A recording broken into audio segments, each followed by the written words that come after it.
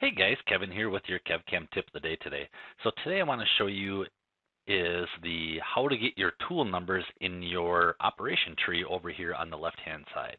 Now we can show either just a simple tool number or we can actually categorize these into tool numbers as well. So how you go about this is right click on operations and go down to where it says CAM tree view, and if we do show tools in tree, it's going to categorize them, so it kind of breaks them up into little sections right here. So you'll see all these are with tool number 1, all these are tool number 2, and you guys can actually minimize these and just show the tool numbers in there like that, and you can kind of see what's going on as well. So that's one way to get your tool number to show up in there.